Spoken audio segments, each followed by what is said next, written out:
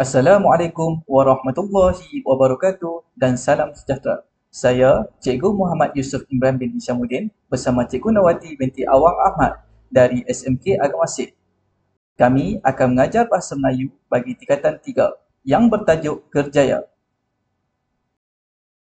Dalam topik ini, kita akan merangkumi kemahiran membaca. Standard kandungan 2.4 membaca secara ekstensif pelbagai bahan untuk mengukuhkan kelancaran membaca, meluaskan perbendaharaan kata. Standard pembelajaran 2.41 membaca dan memahami serta mengemukakan pendapat yang rasional tentang pelbagai bahan fiksyen dan bukan fiksyen. Sebelum kita melanjutkan ke slide seterusnya, mari kita memahami terlebih dahulu maksud fiksyen dan bukan fiksyen.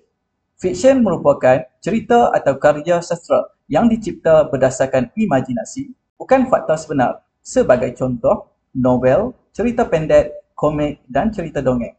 Manakala bukan fiksyen membawa maksud karya sastera atau bentuk karangan berdasarkan fakta atau peristiwa sebenar. Sebagai contoh, jurnal, surat khabar dan biografi.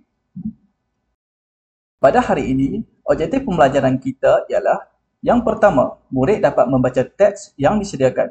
Yang kedua, murid dapat mengemukakan pendapat secara rasional.